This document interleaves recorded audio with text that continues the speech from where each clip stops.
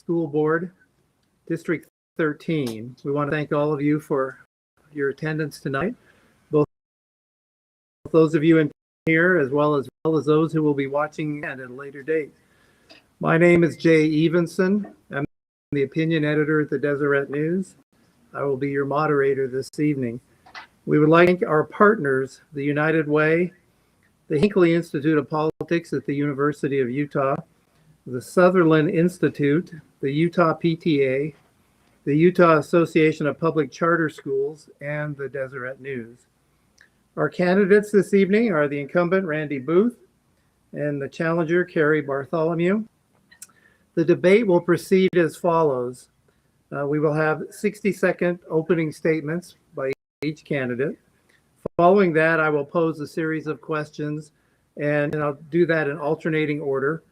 Each candidate will be given 90 seconds to respond, and if requested, I will allow a 30-second follow-up response.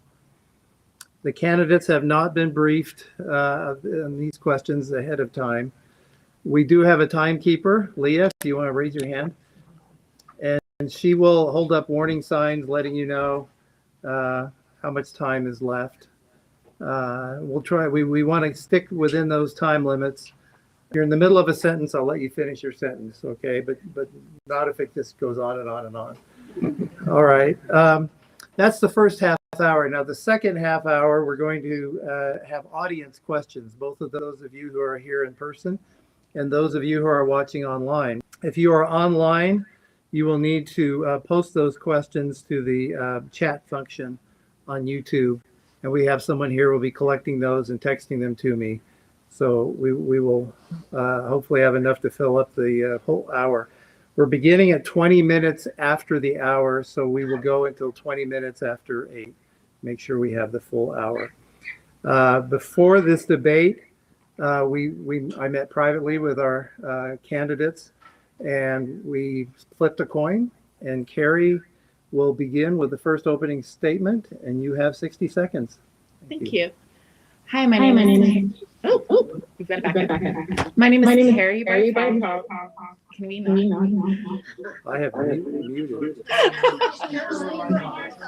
Isn't it my speaker? Try now. Everybody turn their speakers all the way off.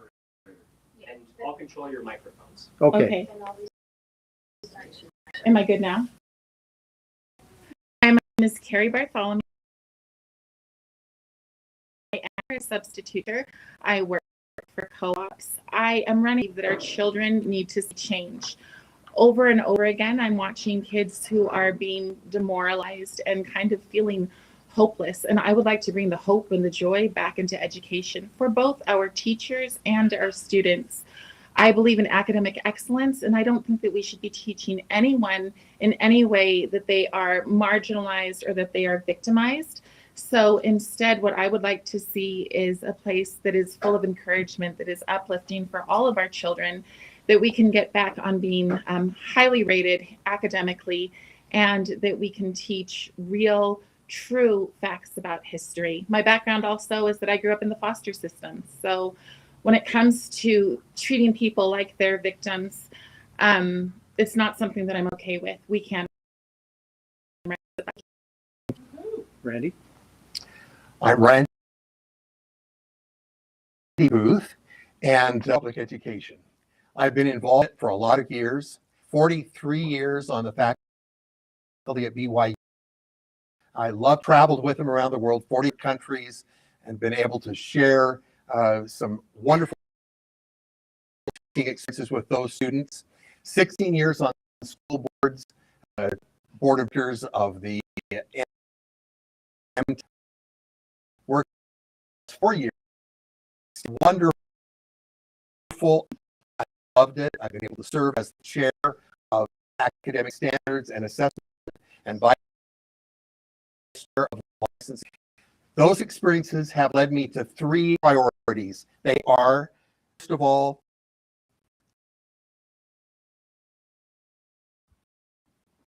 school parent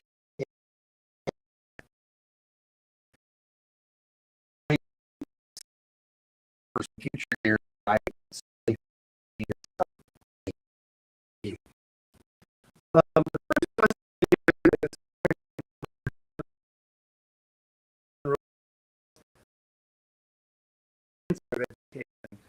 In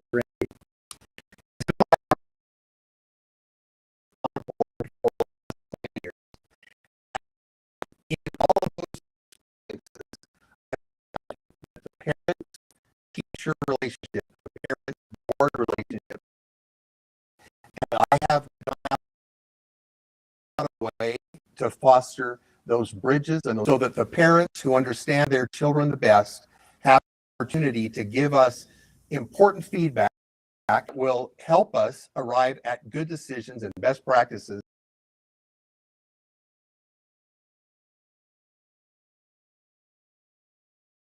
Cari?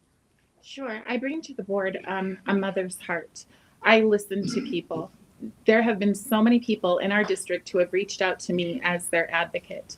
I take their concerns to people who will listen, which often is not our actual school board member. I listen to teachers the same way. Teachers come to me and they say, we have these problems. Parent-teacher relationships are suffering. There are many, many teachers who do not feel respected by the parents, and there are many parents who are villainized, who are called names like crazy. So we have some real problems that need to be fixed, and I believe that what I bring to the table is an ability to talk to people on both sides, to bring them, because I am both a parent currently and also an educator. I work with people in all charter, public, and homeschool situations. Thank you. We'll move on here. So recently, the State Board of Education decided that questions about restrooms and gender should be left up to individual schools to decide on a case-by-case basis. Do you agree with this decision? Begin with Cari. I absolutely do not agree with this decision. I think that we're living in a world right now where we are being told to swallow lies. I think that's very hard for our children, especially those children who get caught up in things like TikTok or get caught up in social justice, gender type initiatives, and a few years later decide that maybe that wasn't the direction they wanted to go to. I do not believe we can have the conversations about what bathroom you should go into without letting our children know the amount of people who detransition. This is real, it's an absolute fact, and it needs to be addressed. Our girls need to be safe in the bathrooms. Our female girls need to be safe in the bathrooms. That is probably the most, to me, that's very much common sense. Thank you. Debbie? I am completely in agreement with the fact that our children need to be safe. Girls need to be safe, boys need to be safe. They all need to have privacy. Teachers, people that are coming into our schools, we need privacy. And I also believe that local leaders of education want that same kind of privacy for children. I believe parents, I think we're all on the same page. And I think we've got to cooperate together. I think that it is a local responsibility to ensure that there is privacy available for every child and for anybody else that's needing the use of a restroom. We've just got to, in this day and age, be very much aware that this is an issue that could cause people to be uncomfortable in their environment. And I want that comfort level to be available to anyone who has to access restrooms in our facilities. Thank you. Next question will begin with Randy. What does equity mean? What does it not mean? Equity are many of them that have been removed from our vocabulary in terms of being them the way decades. And I have a problem with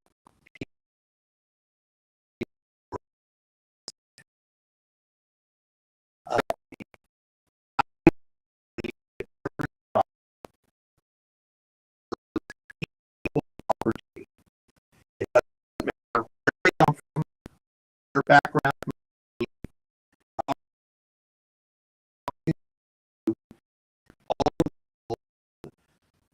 they are similar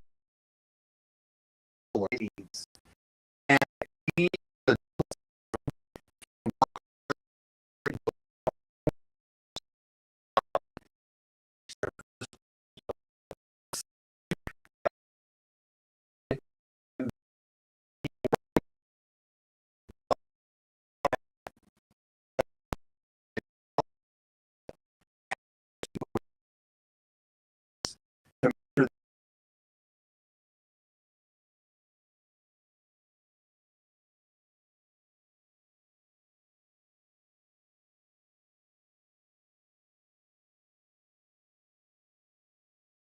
That is our common goal. Thank you. Cari? Regardless of how we see equity, equity by definition is equal outcomes. So what we're seeing is a lot of higher programs, merit-based programs going away in the terms of trying to make sure that everyone has an equal outcome. Equal outcomes get rid of a person's desire to achieve more. The competitive nature is gone. We see a lot of miserable kids. We see a lot of kids who do not even care. I know someone today who did not care to graduate because they just thought, what matters here? I've been in classrooms with kids where they just sit on their phones staring at themselves, and they don't care to get involved because there isn't passion in what they're doing. So equity to remove the passion. Let's talk about equity on another level. Equity on the caucus system. Equity. Do we have equal outcomes when somebody can pay their way to be elected? With equity, do we get equal outcomes? Do we really want to fix that bar and make it so that people who wouldn't normally have an opportunity, or do we take what we want but use words that are just kind of performative instead? Thank you. Again, polite applause, please, but we don't want to have to, we have a lot of questions we want to be able to get to. Public education in Utah is on the edge of what might be, if voters choose in November, dramatic changes in funding sources, moving away from our income tax and more towards general fund and sales tax. Do you believe that education is adequately funded in Utah, and what is your position concerning this change? Begin with Cari. Sure. I would like to see, I believe in school choice. So what I would like to see is the money follow the child. However, the strings attached become a problem. So is public education funded well? I think that there are a lot of places where we send our money that they don't need to be going into. DEI programs in K-12, SEL programs. These are places that we do not need to be sending our money. We can apply common sense and not have to spend our money there. There's a lot of computer programs that we don't even know what's on them when we see them in the classroom. And then all of a sudden you're like, oh, a parent says, my child was just taught X and I'm not okay with it. And the teacher says, I don't know what you're talking about, because with the Chromebook, we don't see. So we're spending money probably in places where we don't need to be spending that money, when we could rather fund maybe school supplies so that teachers don't have to fund their own classrooms. There are other things that we can do with the money that we have to be more responsible with it. But at the same time, I do believe in school choice. Thank you. Randy. You know, this is a difficult area. I've been working on school boards for 20 years trying to secure adequate funding, and there have certainly been some improvements. We are better off than we were, but we certainly are not well funded in terms of the needs of every individual child. I look at particularly some rural schools and some of the challenges that they have. I look at special ed. I look at so many programs that are underfunded, and yet the remarkable teachers and volunteer parents in our communities roll up their shirt sleeves and go to work and make the magic happen. And Utah schools continue to be very positive schools. When you look at the national averages, you look at the U.S. News and World Report suggesting that education is the top of the nation is in Utah. And I'm going, oh my gosh. And look what we're doing it with the number of dollars that we're spending. It's amazing. And I know that resources are limited.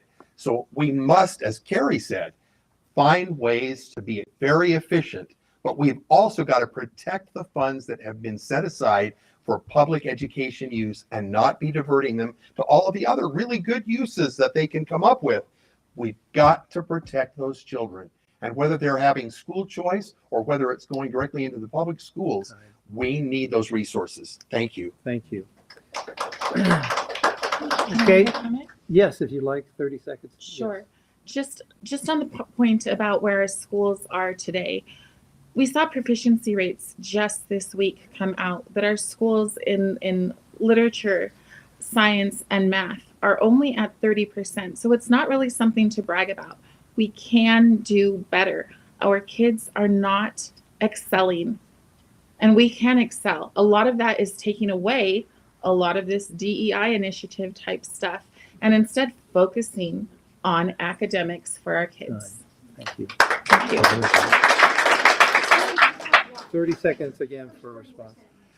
We need to be very careful when we are looking at comparisons in scores, because the legislature has set our scores high enough and we are trying to push higher. So we're not comparing apples and apples. We're comparing with other states, apples and oranges. So we've got to make sure that we're looking at what is really happening with the assessments and how they compare. Thank you. Okay, thank you. Let's move on. Let's go back to another noise there. Okay, let's move on to another culture war issue here. State law requires parents to be notified if their child wishes to use different pronouns or to identify as a different gender at school. Some say this might jeopardize their safety at home. What is your position on this? Start with, I believe it's with Randy. Our state superintendent has taken a very firm stand, instructing all teachers throughout the state that this is not something that we're going to be doing in the schoolroom and in individual classes. And so I feel very comfortable with that instruction from the superintendent, and feel that it's not something that we need to be spending our time on. Thank you. Cari. I appreciate that law, or that the superintendent has made that declaration, but I also know that it's not happening. There are students who feel like they are overwhelmed with the pressure to comply with whatever social thing that a teacher might bring upon them. And I think that we should not be doing that. I think that the whole pronoun thing is far more in depth than than the general public understands it to be. But I do think that we just have to have general respect and general just a following. Like we need to obey what the parents want. Thank you. Yep. And speaking of parents and that, tensions naturally exist among various levels of educational governance, and whether an issue should be handled in a top-down or a bottom-up approach. Please tell us generally which issues, standards, or curricula should be addressed at the state board level versus the local district level versus the school or teacher level or even the parental level. Begin with you, Cari. Sure. I believe the role of a state school board person, especially in today's climate, is to be very informed, to be very knowledgeable. As Mr. Boothe has said, there's lots of times that words get taken. So you will believe that you are implementing something that's really great, wonderful. It's going to inspire and encourage. Take something like wit and wisdom curriculum, but that curriculum actually underneath tends to, and there have been studies show that it makes our children more depressed. So I think that as a state school board member, your job should be to be informed enough that you're making sure that none of that stuff is getting through at the standard level. So that way, when it comes to the local level and they're making their decisions, they have very clear standards of this cannot come into my classroom. This cannot come into our district. And then for the teachers, the same thing. But the school board originally needs to set the standards. They need to understand. They need to be so informed that none of this garbage is coming into the classroom and affecting our children's mental health. Thank you. I'm grateful to have served on academic standards committees for the last decade. I've spent hundreds upon hundreds of hours with parents, with teachers, with writing committees, with people with doctorates in whatever content area from all of the universities across the state and across the nation as we brought in consultants. And all of those people have contributed great ideas. But I have to say that we have listened very clearly to parents that have been on those writing committees, that have given us input. And many of you have been a part of that input. And we will continue to try to set very strong standards that will then be implemented at the district level with the curriculum that they choose. And parents will continue to have input, and local districts will continue to make sure that what is being taught, the instructional materials, are not only suitable, but are especially effective in teaching the standards that have been adopted and approved after immense effort to involve as many possible good minds as possible to help our children succeed in today's world. Yes, 30 seconds.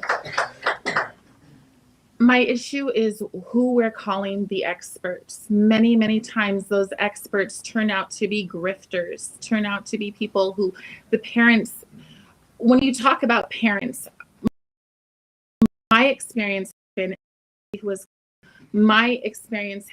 all of us are irrelevant. If we don't have expert in front of the title, then it's a problem. And so that whole expert thing needs to be proven, not just somebody who has a degree from such and whatever. Thank you. Thank you. 30 seconds. Yeah, I fully agree that the experts need to be experts. And I would like to know which parents have felt that I did not listen to them, because I have listened and I have spoken to people. I have never turned them away. I have never said, you don't know what you're talking about. To that person, as I've talked with them, I have always listened and brought their ideas to the table. Thank you. Let's move on. What should be the goal with testing? Is the state accomplishing these goals adequately? And is it a good thing that parents can opt their children out of tests? Parents have the option to opt their kids out. That's their right. Of course it is. They're kids. They know they're kids. It does impact our scores, because some of the very best kids are opting out. And so the overall state scores are going to reflect a lot of smart kids that are not a part of the mix. And it would be great if we could have all those smart kids helping us make everybody feel better about what's happening in the classroom, because lots of great things are happening in the classroom.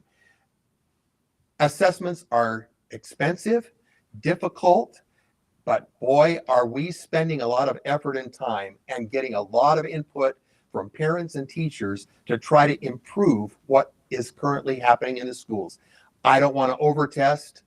I do want to test so that we have the data that we require to help each of our students make the progress that they are entitled to make. Thank you. Cari. I think that there's time and a place for testing. I totally support parents being able to opt out. Testing is only a small part of the pie on how well a child does in school. Some children have anxiety and they don't do well in the test, but they do very well in other ways within the classroom. So I think that testing, it does give you, and especially if your child is heading towards a college or something, that it helps you know where your child is and where they're placing. My concern about testing and why a lot of people are opting out is because you shouldn't be opening up a math test and having a drop down on all of your pronouns and things like this. That should not be a part of our regular testing. We should be, if our tests were academic, if our tests were sticking straight to then I would support it 100%. But the reason people are backing out is because the questions are invasive.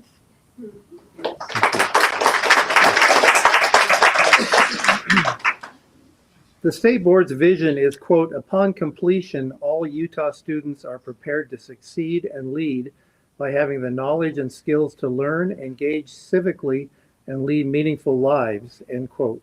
Do you agree with this vision, or would you want to see another, Cari? I would love to agree with this vision, but that's not what I'm seeing. I'm seeing kids that are leaving demoralized. I'm seeing kids that are not ready for, they're fragile. They're not ready for the workforce. They are going into school and they are being told, let's focus on your social and emotional health all the time. Teachers, when I've subbed, I've had people come in and show me I can leave the classroom any reason because of my anxiety. We are coddling kids instead of giving them the steps that they need to be able to be productive members in society. So we need to have kids who are able to think. And I don't want to say critically because that word has been hijacked. So we need kids who are able to think analytically.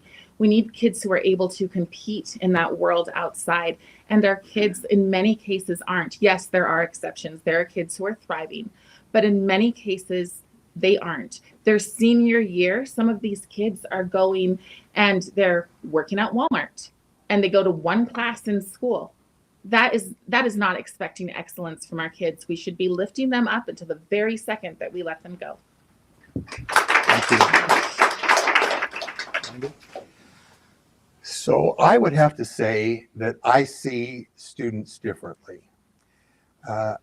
There are certainly students, and I love to take students individually because they're all in different places, but there are many who are succeeding and who are happy and who are excelling and who are ready to meet any challenge, whether it's a new job as a welder because they went through a wonderful MTech program as they approach the end of their senior year in high school, and they're going to start a job at $80,000 a year with wonderful certifications. There are other kids that are college bound. They did well on their ACT scores. They are excited. There are many that are learning durable skills along with excellent academic skills. There are so many kids that are happy, that are excited about life.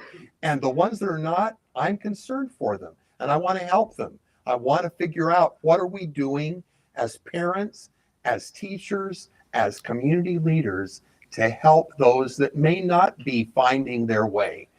I love kids, as I know you do. But to say generally that I see kids doing this, and that, I'm sure we do, but let's not ignore all the kids that are doing such wonderful things and the amazing teachers that are knocking themselves out with a classroom of kids that everyone is different and they need individual attention, and they're getting it. Thank you.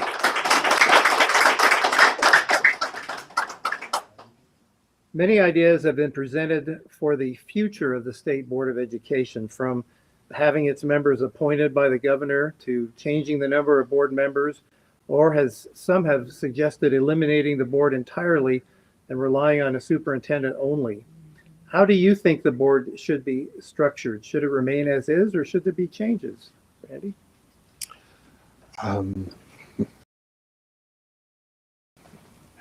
That we need to have some changes.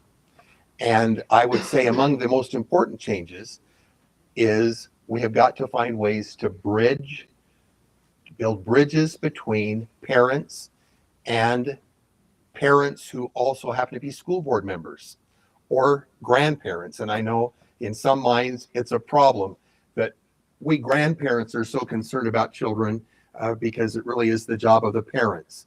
And I recognize that that is very important, but I have just as much interest in my grandkids as I did in my children. And I'm going to keep working for them and knocking myself out and involving other parents and grandparents in that process so that together we can find solutions. To lose that parent input and leave it with only a superintendency, I think would be a big mistake, because no matter how much you say the school board is not listening to parents, we are. There are hundreds of hours of listening going on and hundreds of emails that are all being read. We may not have time to respond to 800 emails that I got in 1 week, but we listened and we reflected what we heard in the meetings and in the discussions that ensued. I think that our we must have elected officials. We cannot have, when we have them appointed, we have and have nots. We have people who are elected because they think the right and the correct ways. There's a correct way of being. We have a lot of educational, I would say educational arrogance, where you don't get to have a voice if you don't have a certain degree behind your name. 52% of Utahns do not have college degrees, and they shouldn't be called crazy or referred to as less than, because they have just as much heart and just as much love for their children as the people sitting on the board. They have just as much desire for their children to rise above, and they want to be heard. They deserve to be heard. The parents who are standing up for things that they believe are truly harming their children. So what we have is kind of a colonization. We have a we know best, you will follow what we want. That's the way it goes. And if you're in that category, or not, we're going to write you off as being insignificant and maybe even extremist.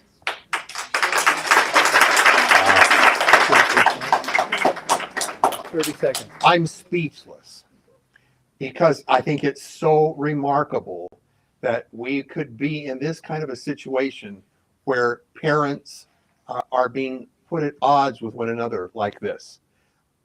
I really believe that we've got to listen to each other.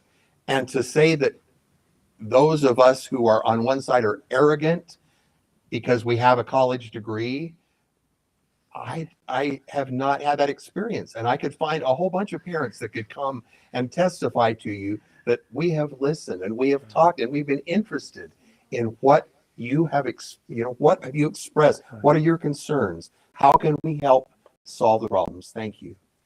30 seconds. Yeah, that's not what I said. I didn't say that because you have a college degree, you're arrogant. I said that some people with college degrees are Thank you. Thanks arrogant. for that There is a huge difference there. Thank you. All right. Folks, we have reached the halfway point. That was quick. We'll now open this up for questions, and we'll start with the group of people who are here. You've taken the time to drive here and be here. So if someone would like to raise their hand and ask a question, I think you were first, the man back in the books. Yes, thank you. My question is about local control and what that means to you. So I just sent you an email about the 24 explicit titles that are in Needland School District, us. And I asked if parents could be notified because the school wasn't taking it out so they could protect their own children. And your response was a trust in administrators. When I wanted parents to make that decision for their own child, a trust in administrators and local control. And so my question is, if there's a state law, the LEAs and districts are sovereign to state law, and they are not the ones who determine if they follow state law or not. So I was hoping you would explain to me what meant by local control when the issue to me seems like they're just not following the law. All right. So the question is concerning local control and books that are offensive or not appropriate, certainly not age appropriate. Yeah, I think it should be legality. So I wanted to know what he meant by local control and how Cari also sees local control, differentiating between law. Thank you. And I think it's actually Cari's turn to answer first. Sure. So. Okay. I think that when which often happens with the school board, you take a problem to the local school board and they say, oh, that's the state school board's decision. And then you take it to the state school board and they say, oh, that's the local. And it kind of seems like it's really kick the can and it's an excuse instead of just dealing with it. So what happens then is that legislatures get involved, which I've been involved with many of them, because they come and they say, what's going on, Cari? And I try to explain it to them, and I work and I make the public comments with these legislators who I have very strong relationships with. But the thing is that when they have to make that decision, it is a vote of no confidence in our local and our state school boards. Thank you. Randy. When I responded, I was hoping that we could get a report from those who have the responsibility at the local level to carry out what the legislature has laid before them, so that I wasn't taking back a responsibility that had been firmly placed in the local area, but we were asking them to step up to the plate and be compliant with the law, which I then, as I mentioned to you in my email, I sent that information, your information, and copies of everything that we have at the state board level to the district top person, assistant superintendent responsible for libraries, for sensitive materials, for all of the reviews that are taking place. And those people then responded back to me. Were you copied on Suzanne Kimball's response to me? And she explained that, yes, you are correct in all of these, but these certain books. So she gave me a full report on everything that you gave me. And I've been waiting to hear back, which I heard from you today, waiting back so that we could reconnect and I could give you a report on what they had to say. But I feel that there are so many children. I'm sorry, I can't finish the answer because I'm out of time, but I'm happy to talk with you afterwards and let you know that local areas have got to do this to protect our kids. There's too many local for one little group of people in Salt Lake City to make sure that we protect our kids all over. Thanks. I'm going to take a question here from someone online who wants to know what is your stance on SEL and how it's incorporated into most subjects? Begin with Randy. Social emotional learning has been going on for decades and decades. Not the social emotional learning that is transformative and the social emotional learning that has now become a hot button topic and something that is very dangerous for our kids. When it comes to certain things that we're teaching children in terms of respect and standing in line and taking your turn and being a good sport and all of those kinds of things, and how to have a happy disposition and make the best of a tough situation, and I can do hard things. Those things are just part of character and part of things that you learn as you interact with other kids and you play on the playground and you have good teachers who care. I believe in all of that kind of wonderful positive reinforcement, helping one another figure out how to live with one another and interact with one another. But transformative SEL schools and parents need to keep making certain that those kinds of things are not getting in the way of the education of their children. Thank you. Cari. Well, I would agree with that. But Tim Shriver comes out here and speaks to teachers often. Tim Shriver is the head of CASEL. CASEL is Transformative SEL. If you go to CASEL's website and you type in equity, you will find out what the overall objectives of SEL are. Utah is rife with SEL. Disagree Better is SEL. So SEL, social and emotional learning, is really social and emotional compliance. And when you really get down to what is SEL, SEL is hatecraft. SEL is teaching our children to center around some at the exclusion of others. The exclusion of others is first maybe the white male, and then it begins to go more and more and more, divided. And it's really teaching our children to hate. This is why I cannot support it. I love the regular teaching our children how to be kind and loving and accepting of each other. I love that, but that's not what SEL is. And as long as Tim Shriver is coming and talking to our teachers, we have a problem. Thank you. Let's go to another question here. You gentleman right here. The topic of educational funding came up earlier, and the woe-begone concept that it was falling short. I'm a substitute teacher for 10 years. My son is a high school principal in Alpine School District of a huge high school. In my opinion, funding is not short. There's plenty of it. The problem is the mismanagement of it, and the waste is epic, and that is an understatement. It has to be fixed. We don't need more funding. We need more management and attention to the money that's available. Change my mind. So okay, so your question is then if there is waste and mismanagement, and how should you address that? I can't change your mind. I completely agree.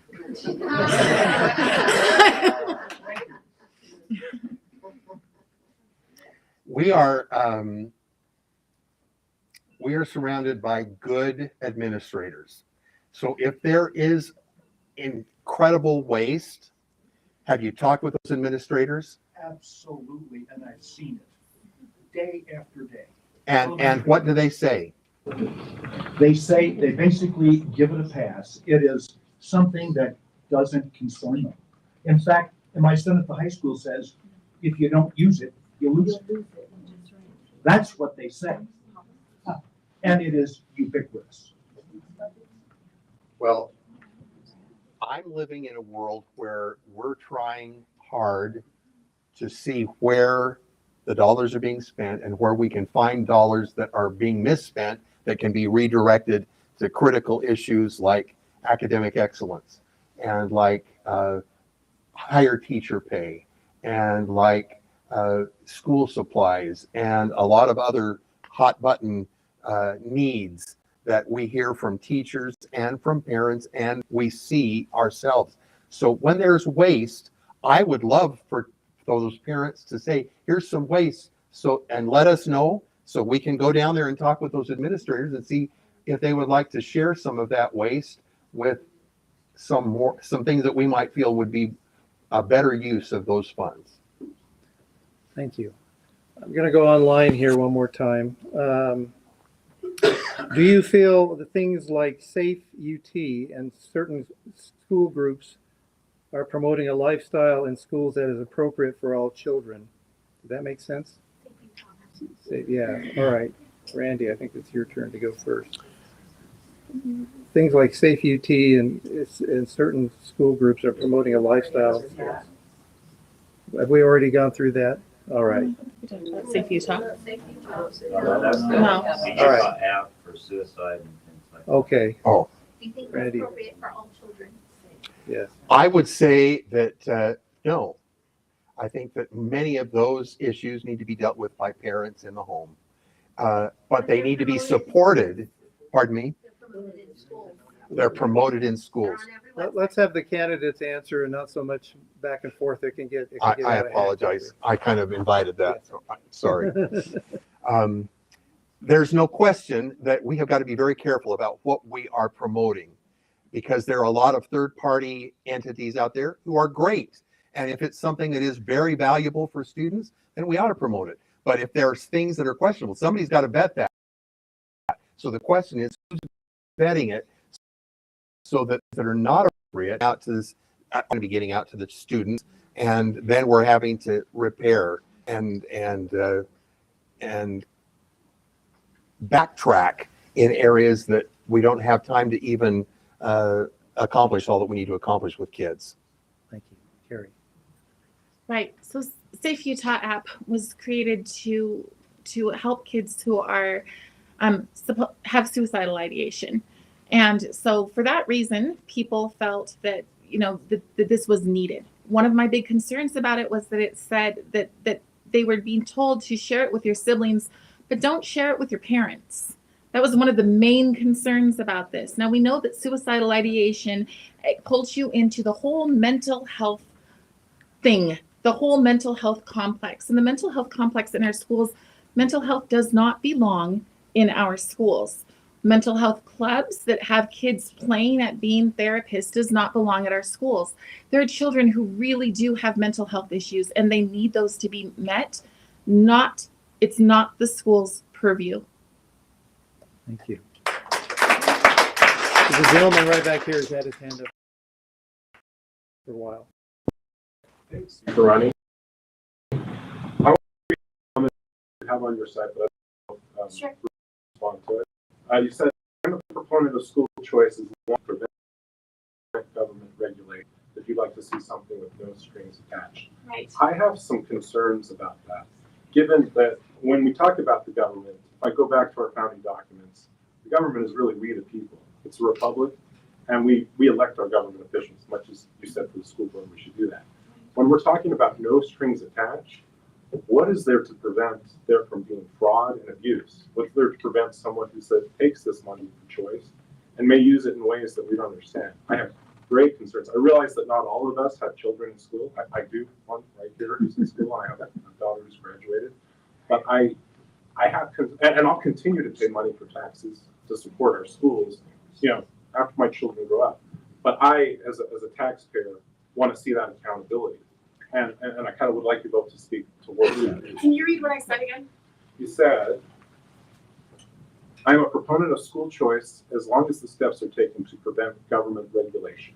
I didn't say overreach. It says government regulation. Okay, well, what I meant was overreach. And so regulation at a certain point, is it even my turn? Yes. It Okay, is. great. Okay. Yeah. So what I mean by overreach is I feel like the government that we have right now is not serving we the people. The government that we have right now is saying that it doesn't matter what your beliefs are, you will do what we tell you to. I see a lot of authoritarianism in our government today. And so those are the things that when I'm saying I don't want those to come into the homeschool situation. I don't want, when I'm teaching my son about the Constitution, I don't want these newfound whatever things that the federal government says that we must now be teaching our children that I fundamentally don't agree with. The idea of having my child forced to be fundamentally transformed, which is again SEL, but having our children fundamentally transformed is something that they have no right to do, in my opinion. So that's what I mean when I say strings attached. I mean, let's get the government in its purview and let the family raise their children. Thank you. Randy. So I think the question is a financial, a fiscal question. I believe in accountability. And when I hear that mismanagement is taking place, my feelers all go up and it's like, okay, where? Let me see this. We have got to get to the bottom of this because we don't have enough resources for the state of Utah to do everything that's got to be done. And if there's waste, there has got to be accountability. There have got to be, and my experience on the school board is that we have business managers, we have auditors, we have people in each school that are really being careful. I'm maybe I am a Pollyanna, but I have experienced honest,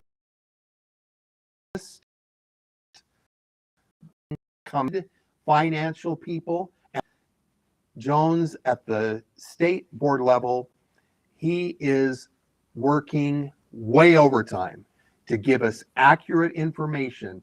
And if he sees any hint of people mismanaging funds, that's it. We're stopping. We're going back to point zero and trying to figure out what's wrong because we've got to be accountable with those funds.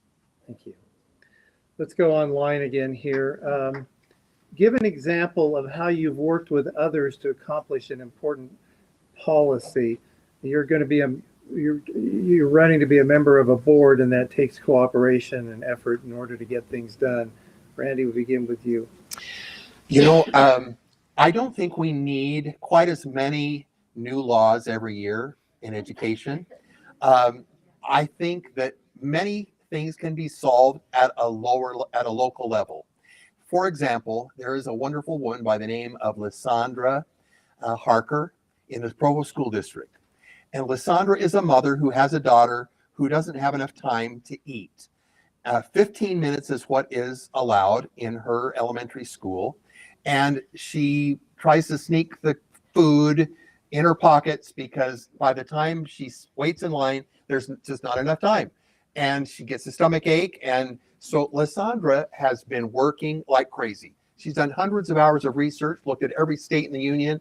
What would be the best use of time? How could we do this? She's come to the school board, to the principal, to the superintendent, came to the state school board because they were saying they didn't have time. They couldn't give them 5 more minutes or 10 more minutes.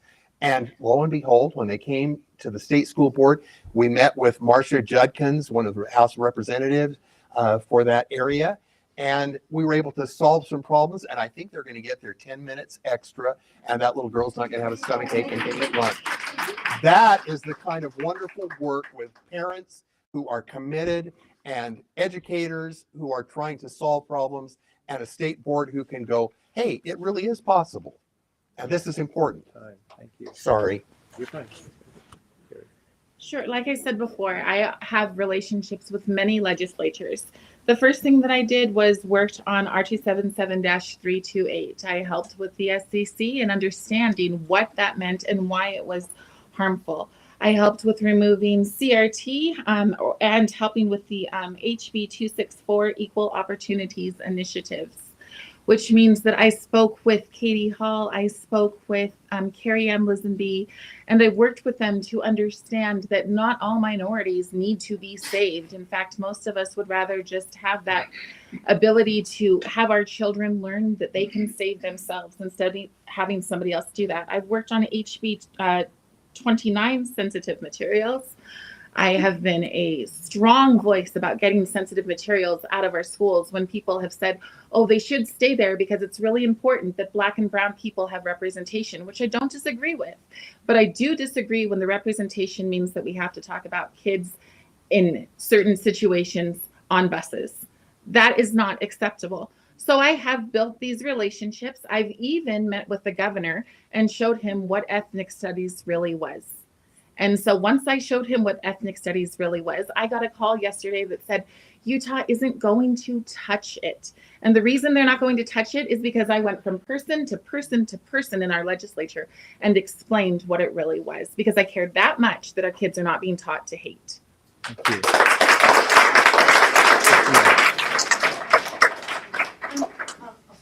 Sure. I read a lot of what both of you put online and things, and I just have a question. You talk a lot about accountability. As someone who taught high school for 25 years, my husband is still a teacher in Payson. I would like you to help me understand, what is your plan to establish accountability? Like 1, 2, 3.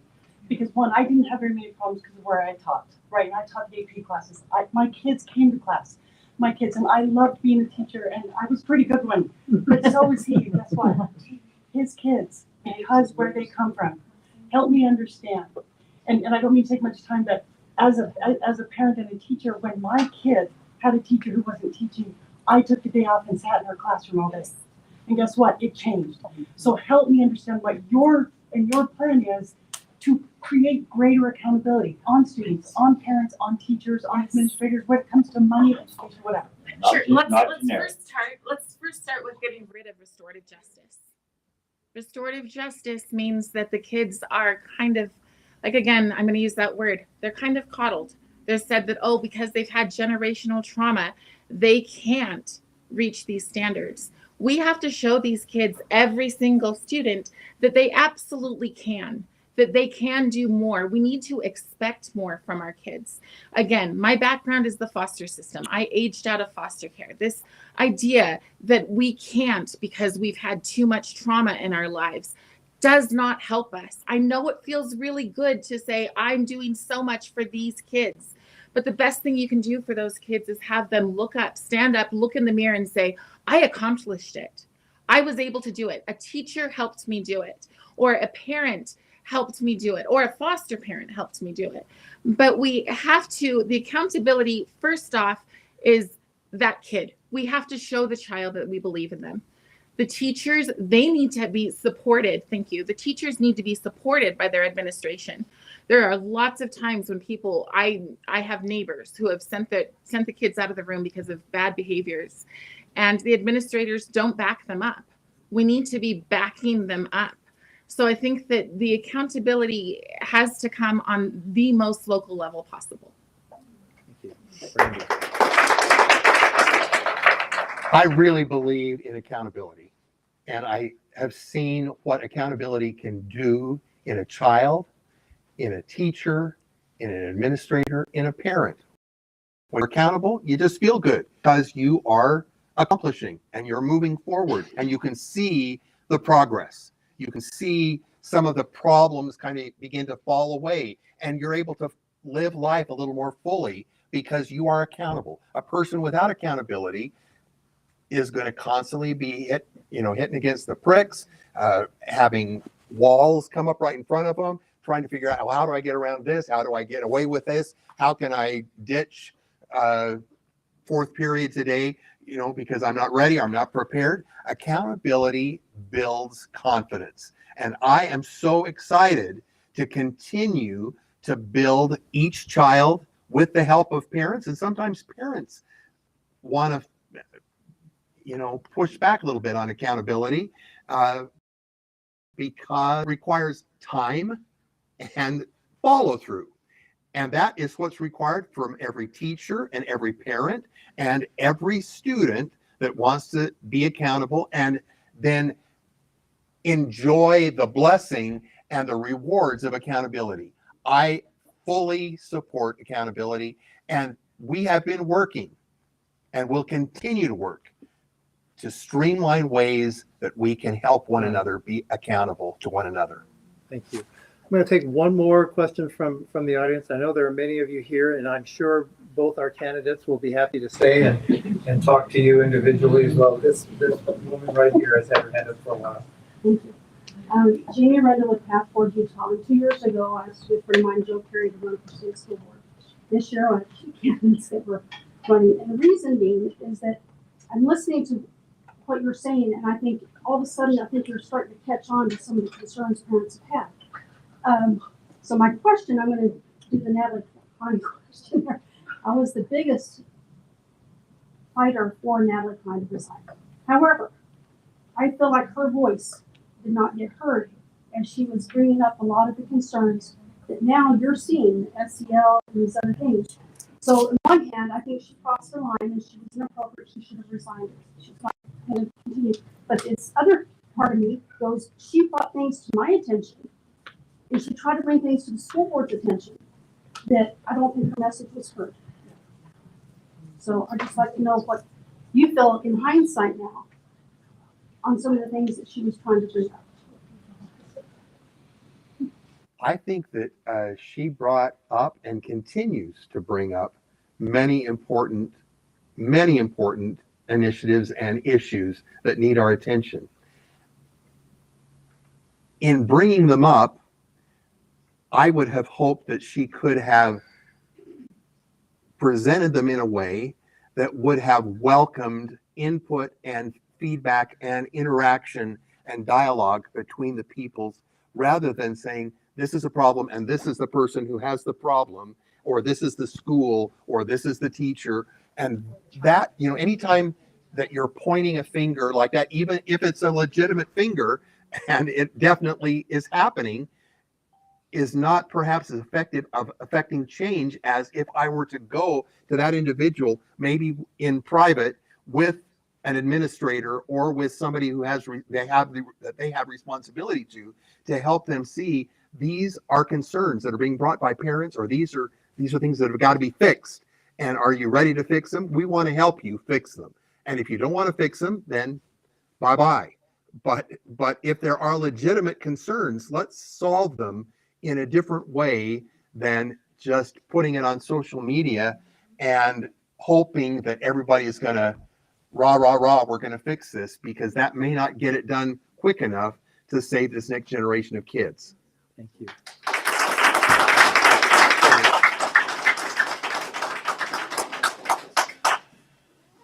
So if this would have been the conversation that we would have had for the last 4 years, I wouldn't be running. But it seems to me that sometimes views change when it's time for an election, and things get said that have never been the support or the stance while on the school board. Now, when it comes to Natalie, I love Natalie. Natalie is a friend of mine. Natalie also made a mistake. So when people want to say, which they often do, oh, she's the next Natalie 2.0. No, the difference is that I understand if you make a mistake, even if, and I'm not saying it's for sure, but I'm saying even if you are set up and you make a mistake, you still have to look ahead and you have to go, they're going to use it.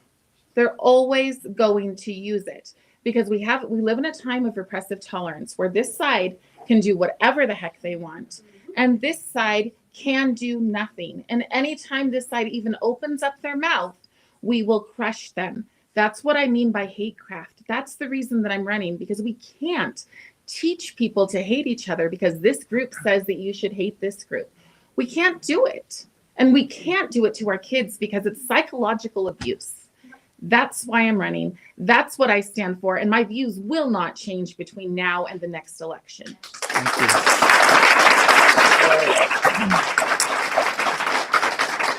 I want to once again, before we go to closing statements, I want to thank our candidates, Cari Bartholomew, Randy Boothe. Thank you so much. And I want to thank again our sponsors and our great volunteers who made this evening possible. And most of all, I want to thank you, the voters, who have the initiative and the interest and the passion to come out here tonight and participate in this debate, whether you're here in person or online. Thank you very much. So we began this evening with Cari having the first opening statement, so we will have Randy give the first closing statement, 60 seconds. Thank you. I have enjoyed this journey in education, in public education, and I continue to enjoy it. I have a track record of being kind. I have a track record of listening. I have a track record of caring for kids and for teachers and for administrators. I have a track record of caring about fellow board members, communicating with them, supporting them, listening, engaging in dialogue. I want to continue doing that and would appreciate your vote on June 25th. Thank you.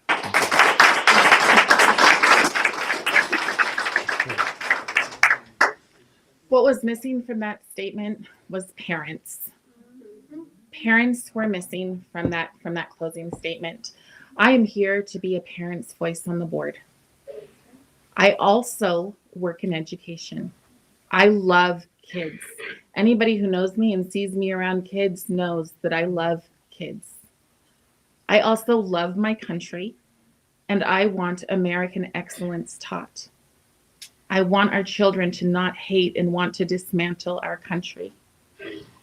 I know that this is the one place where you can come from nothing and rise up and be sitting at a table looking at potentially being the next state school board member from nothing. That's the message that our kids need to hear. And we need to work again to unite all of us, the teachers, the students, the parents.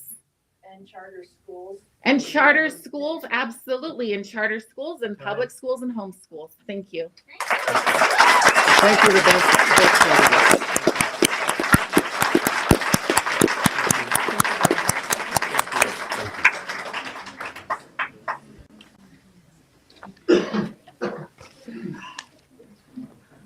You can close these out. I hope so. Thank you. Did she start out that way? Did she try initially? Thank you.